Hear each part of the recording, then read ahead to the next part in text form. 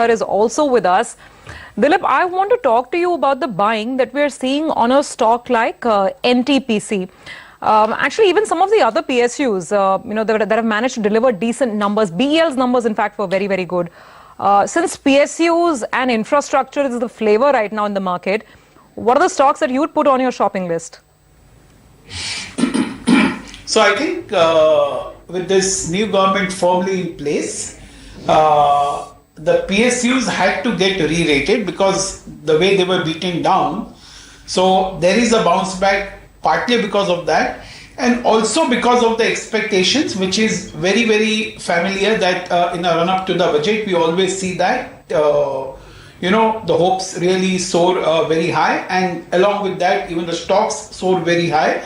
So I think in the PSU thing, more than PSU, I would still say on a bottoms-up basis, something like Engineers India looks pretty interesting for us. Something like, apart from Engineers India, I think BL looks pretty interesting. In spite and despite some kind of apprehensions on BL and the performance front, I think both the stocks look pretty interesting. And one must buy this for at least 15 to 20% gain on a 8 to 10 months basis. Okay, yes, some of these stocks have done well. Dilip, hi, good afternoon. Your thoughts on the relentless selling that we are seeing in ADAG names in a strong market, stocks like Reliance Infra, Reliance Power making lows of the day? So, well, I think as far as ADAG group is concerned, I think it's still bearing the brunt of the typical promoter having leveraged himself, and of course the scenario which is out there in some of the companies too of that group. I think it is largely feeling the brunt of that, and as we all know that some of the collateral damage is pretty high, and you never know when that really happens. So I think without reading too much into individual stocks, I think on a macro basis, people are really very apprehensive on this particular group, and likewise on some of the other groups also where the promoter leverage is pretty high. Let's just pull out. Ask you the same question, this time for the road players. Again, because this is what the market wants. These are the ideas that it's looking out for. So if you want to play the whole road story in terms of contractors, EPC players, etc., which stock to back?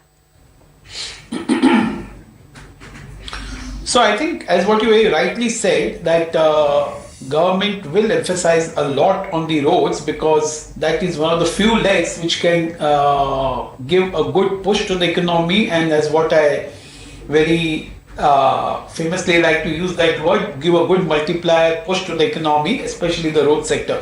So within that space, I think you have a couple of names. I think one is certainly Nagarjuna Construction looks pretty good, solid, and one must buy that at least for 18 to 20% gain. I think the other stock would still be something like a Sadbhav, and on a slightly micro cap name, it could be something like RPP Infra. They all focus, especially RPP Infra focuses more on the road projects. But slightly bigger name and evergreen to always to hold on to your portfolio, even for the long term, is something like Larsen & Toubro. Okay. Thanks for just standing by with that. As we're speaking to you, the market's again cooling off. We are approaching the 3 p.m. sort of move. And it's just pertinent to know that there is that slide that's kind of come through. What has led to it? Some of the banks, Axis, Kotak Mahindra, IndusInd Bank, basically the bank Nifty has cooled off very, very quickly as well. Maruti, Ultratech. So there is an overall profit taking that seems to be setting in. But a broader question, Dilip, once this, right now maybe some excitement, we're getting the new government, portfolios will be assigned. Once all of this is well and truly behind us, then what is this market's trajectory and how much more upside would you give it? So, well, I think if you ask me, let me start from your last question, that I think upside-wise, maybe on a Sensex, maybe another 2,000 points doesn't look impossible, or maybe 500 to 700 points on Nifty from here on.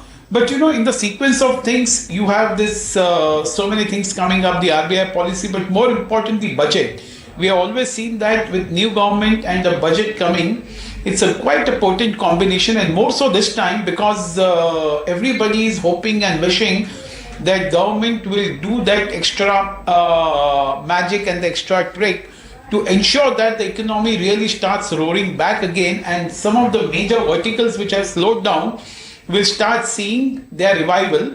So I think that hopes itself will be good enough for the markets to really, the markets will climb based on those hopes. And that's why I think that indices will continue to be bullish. But of course, as we head towards the 30th June, and when we will start seeing what kind of commentary the companies will be talking about, whether the revival will be back-ended as what we all expect in the last 2 quarters of the current fiscal, or whether that will still get postponed, I think that is what will really determine the further course of action. But at least till the budget, I think the markets will be fairly very firm. All right, Dilip, thanks a lot for joining us. Good talking to you. The 3 p.m. move